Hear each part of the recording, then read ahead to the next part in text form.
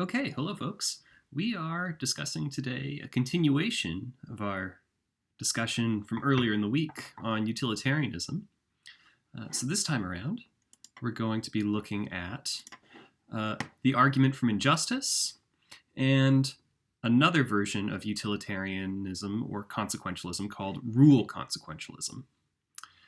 So with that in mind, let's get to work.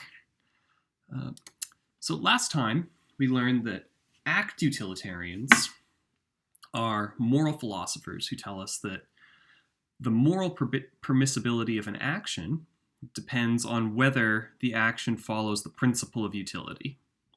Remember, we saw that act utilitarians say that all moral rules are flexible except for one, right? So sometimes it's okay to lie, sometimes it's okay to steal, right?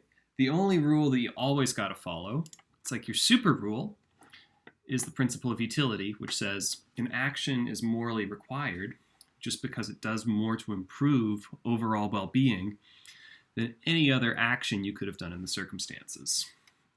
So you're supposed to look at all your choices, figure out which action would lead to the greatest overall amount of well-being. So you're going to add up all of the happiness and well-being on the one hand. You're also going to add up all the pain and suffering. That's going to cancel out some of your well-being, right? And then you just have to go for one with the greatest net benefit, right? So that's how you're supposed to figure out the right thing to do according to act utilitarianism. And we saw one set of objections last time around. These were demandingness objections.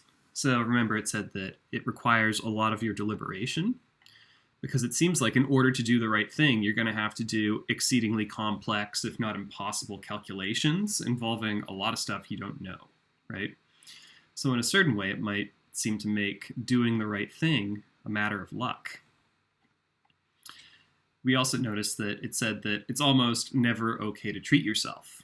That is to say, if you find yourself in a situation where you've got $1,000 extra, you could spend it on taking your family on a vacation, or you could spend it on donating to a good charity, a charity like the Against Malaria Foundation.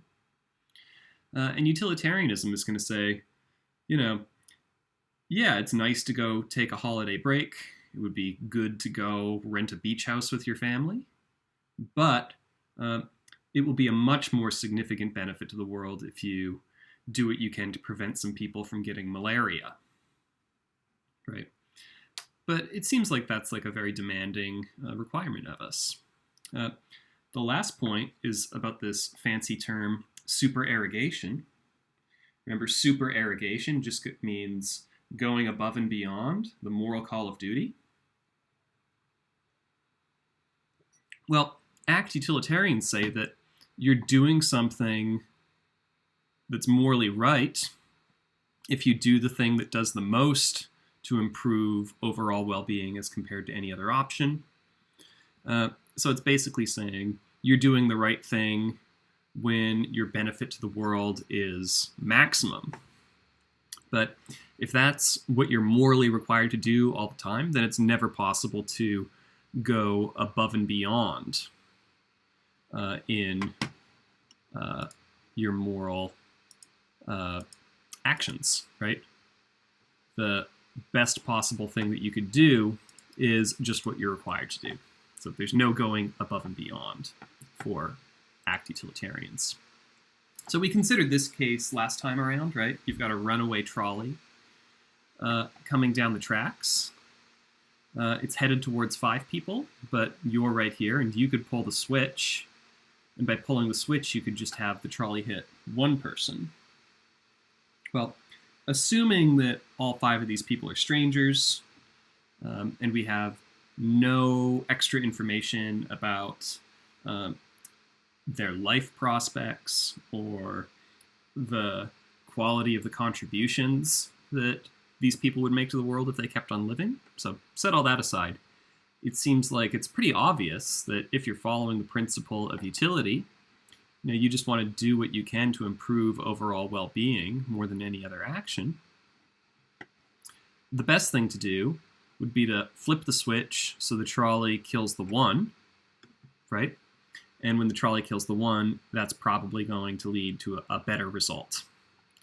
So that's what you're morally required to do. So it seems like the act utilitarian is giving us a straightforward explanation there, but there are other cases, right? So here's another version of the case. In this case, as before, you've got a trolley hurtling down a track towards 5 people. You're on a bridge under which it will pass, so you're up here. And you can stop the trolley by putting something very heavy in front of it. And as it happens, there's a very fat man next to you. Your only way to stop the trolley is to push him over the bridge and onto the track, killing him to save 5. Right? So you know that you are of a certain size, and you know that the fat man is 2 times your size. And so you know that, like, by putting your body in front of the train, that's only going to make things worse. That's going to lead to 6 people dying instead of 5, right? But if you push the fat man off the footbridge, then we're going to have 1 dead instead of 5 dead. Now, I can't ask you, because this is a recording instead of an interactive class, but I think that we'll find there's a good chance that you're going to say it's actually not okay to push the large man off the footbridge into the way of the trolley. But here's the interesting thing. A lot of act utilitarians are going to have to say, actually, when we start thinking about the consequences of these actions, this action and that action are pretty much the same, right? In both cases, you're causing 1 person to die in order to save 5 people. So they're both cases of killing 1 in order to save 5. So it seems that on a very literal reading of act utilitarianism, that we would be required to push the fat man off the footbridge. And this leads us to a really interesting argument that Schaefer-Landau gives us in the textbook called the argument from injustice, which says the correct moral theory, right, will never, would never require us to commit serious injustices, but utilitarianism requires us to commit serious injustices. You might think that in the case of the fat man and the footbridge, we would be violating the large man's rights by pushing him off the bridge. And this basically gives us a modus tollens argument, right? If utilitarianism is the correct moral theory, it would never require us to commit serious injustices. It does require us to commit serious injustices. So utilitarianism could not be the correct moral theory, right? And it's not like it's just one case, right? So it does seem to be the case that act utilitarianism, read straightforwardly, would require us to push the fat man off the footbridge. But we can think of other cases as well. So here's one. It's called the transplant case. You could imagine being a doctor, and you have 5 patients. 1 needs a new heart. 1 needs a new liver. 2 of them need a new kidney. And 1 of them needs, let's say, another life-saving transplant. Let's say a pancreas, right? So the thought here is that you've got 5 people whose lives could be saved. Let's say you know somebody who has no friends, who isn't really doing much with their life, but they're perfectly healthy. And they wind up unconscious in your emergency room one night. Well, you realize to yourself, well, what if I just never brought this person back to consciousness? We killed them painlessly, and then we would distribute this person's organs to the 5 patients in need. Well, it seems there, when we're just thinking about overall results, this one person who didn't seem to have much going for their life, it seems like we'd be bringing more good into the world by killing that one person, distributing their organs, and saving the lives of 5 people. Right? Here's another one. We might think about cases in education, right? So we might think that, some teachers are sometimes asked to give their students a better grade because if they get a worse grade, then they're going to lose their scholarship or they're not going to be able to go to law school or medical school. Well, it seems like in that case, we might say, well, the reason why you should give the student a good grade is because it will lead to better results in the long run. It might actually be true that we'd make the world a better place if a particular student didn't lose their scholarship or ended up getting to go to law school or medical school, right? But we might think that it would be unjust. It would be deeply unfair to give a student an A even though they didn't do the work to earn it.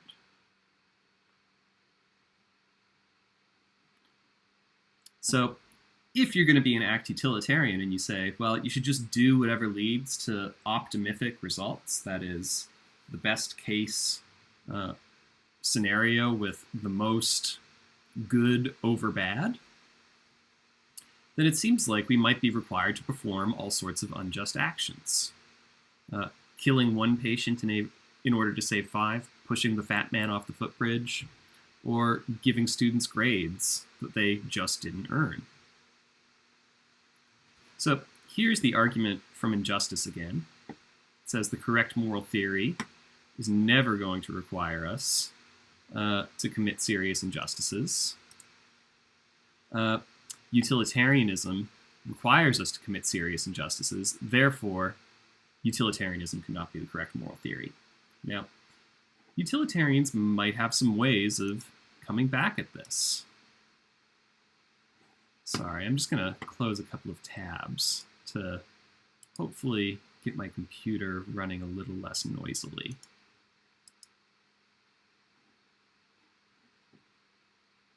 All right, but what might a utilitarian say back to these responses? Well, one is they might say, well, justice, in addition to well-being, is also intrinsically valuable. This is an interesting thought. But if you're going to take this line of thought, you're basically giving up act utilitarianism. And we might think that one of the reasons why we liked utilitarianism so much is because it's a really elegant, straightforward theory, right? It might be the case that there are injustices in the world, but the act utilitarian is going to say, all we got to do is just add up all the well-being, all the suffering, see what leads to the best net benefit, and that's always the right thing to do. Once we start factoring in other considerations like justice, we have to start asking questions like, well, how much injustice is tolerable for a benefit in well-being, right? Does that mean that whenever injustices are in play, that you're no longer allowed to benefit well-being? Well, maybe, but that gives up the flexibility that act utilitarianism was supposed to give us. Remember, it told us that sometimes it's okay to tell a lie if that's going to prevent someone's feelings from getting hurt unnecessarily. So it leads to big questions just about when and how can we know which injustices are going to outweigh our goal of making the world a better place. And really, if you start to admit that justice, in addition to human well-being, is intrinsically valuable, then you've just given up act utilitarianism. So you basically have to agree with the argument from injustice. Some utilitarians might say that injustice is never optimific. So they would be denying premise 2, right? They would say that actually utilitarianism does not require us to commit serious injustices. But the weird thing here is that that sort of defense of utilitarianism is going to have a lot of explaining to do. Because it seems like the utilitarian who says that injustice is never optimific is going to have to say, actually, there's a good utilitarian reasoning that we can offer for claiming that it's okay to not push the fat man off the footbridge, or that it's not optimific to give students grades that they didn't earn, or it's not optimific to kill 1 in order to save 5. It's going to be hard to explain that because it just seems like saving 5 lives is going to be a better result than letting 5 die and saving 1. But some other utilitarians might just say, actually, justice has to be sacrificed. We should be courageous in our defense of utilitarianism. And that might mean giving implausible or shocking answers to questions about moral dilemmas. So some utilitarians are just going to say, yeah, actually, the morally right thing to do is ignore the rules of justice. So you actually should be pushing the fat man off the footbridge. You should kill the 1 patient in order to donate their organs to 5 patients. And maybe teachers should be giving grades to students that make the world a better place rather than giving them the grades that they deserve. So if you're really inclined to defend act utilitarianism, you might start thinking about whether denying premise 2 or denying premise 1 is going to be a good strategy for you. It seems like if you want to stick with utilitarianism, you're going to have to give up, or you're going to have to give me some reason to deny either premise 1 or premise 2 from the argument from injustice. Now, one way that we might argue against premise 2 is actually to modify our utilitarianism a bit. And this leads to rule consequentialism. In the textbook, in Schaefer-Landau's textbook, it says rule consequentialism. That basically means the same thing as rule utilitarianism. The only difference is that rule consequentialism focuses on the best results, whatever counts as the best results. Utilitarians are more specific in that they say we are trying to maximize overall well-being. But here's what a rule consequentialist is going to say. They're going to say that an action is morally right just because it's required by an optimific social rule. So what does that mean? Well, you're supposed to figure out what the optimific social rules are, and then you're just doing the right thing if you're following the optimific set of rules. So what you can do for this is you can imagine that almost everyone adopts a certain rule for living their lives. And then we think, well, if widespread adoption of that rule led to the best overall results, that is, the most happiness, net benefit over suffering, right? Then that would make following the rule optimific. And then we would say, if it's optimific when pretty much everybody is following that rule, you're required to follow that rule. So what's interesting about this is that maybe it seems to solve the problem of injustice, right? Because it seems like society is going to be better off when we all follow a rule of not killing people without their consent. we might think that if we already knew that killing people without their consent is something that's like ordinary and done all the time, then we would not even go to the hospital when we get knocked out, because we fear that the doctor would kill us and distribute our organs.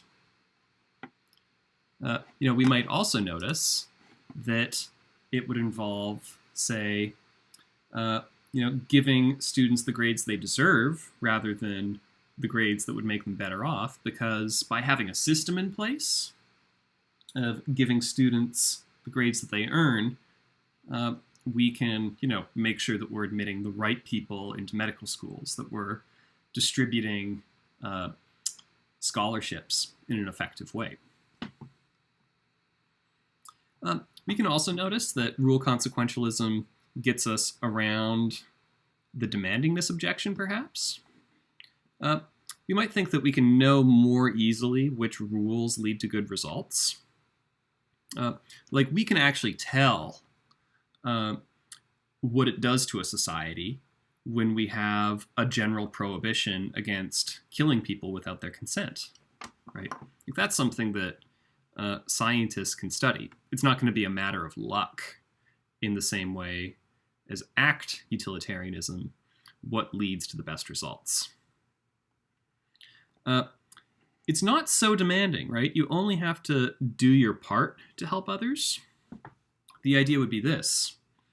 Actually, if everybody followed the rule of giving until it hurts and never going on a vacation, that would probably lead to a lot of burnout in society. That people would feel exhausted and sad all the time.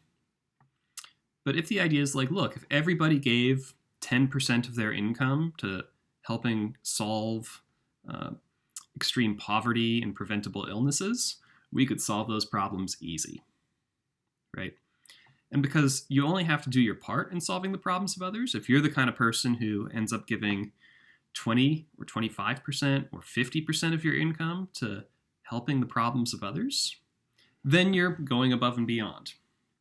So supererogation is not impossible if you're a rule consequentialist.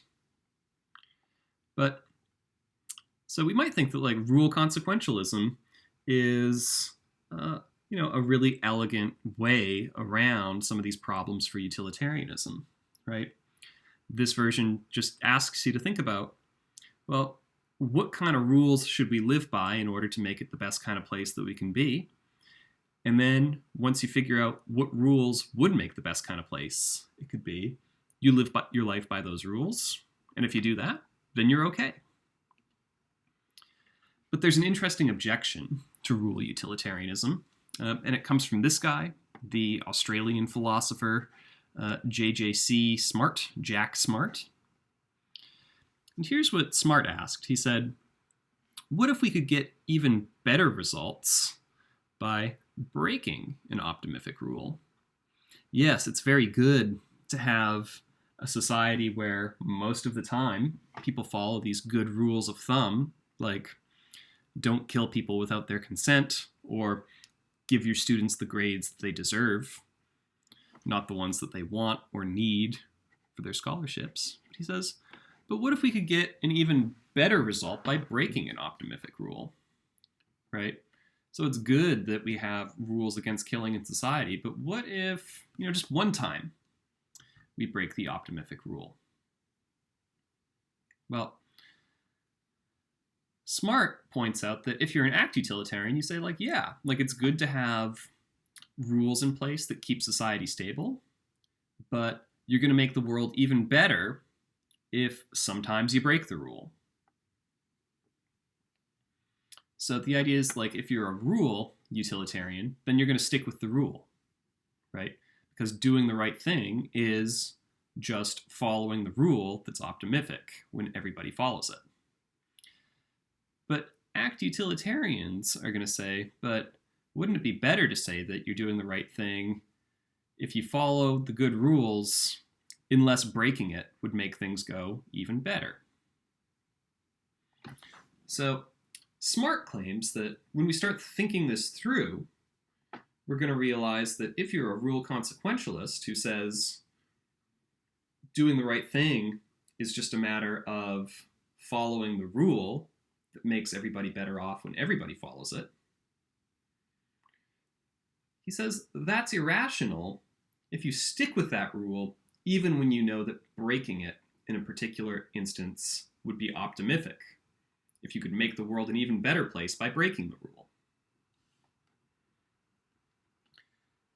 Here's the thought. If consequentialism is a matter of making the world the best place that we can possibly make it, it's incoherent from the perspective of a consequentialist to intentionally fail to make the world an even better place, right? So imagine you're standing on the footbridge next to the fat man again. You might realize that, yeah, like a rule against killing people without their consent is a rule that's good for society, but we also know that in this case, we can just stipulate that it would be even better if we broke the rule here. So what Smart is basically saying is that it seems like the rule consequentialists, if they stick with their theory and refuse to break a rule, or they refuse to condemn somebody who sticks with the optimific rule, even though it makes the world a worse place, that's incoherent. Because consequentialism is supposed to be all about doing the thing with the optimific results. Wouldn't it be better if we could make the world an even better place with even less suffering, with even more lives saved? So that's going to be it for this time. So this time around, we learned about the argument from injustice, which is a big problem for act utilitarianism. We saw that rule consequentialism might get us around some of the problems that are faced by act utilitarianism, but we also found that, according to some philosophers, there's something incoherent about the rule consequentialists' idea, especially when we think about cases where we could get an even better result by breaking the rules. So that's going to do it. Thanks for listening, and we'll talk to you later.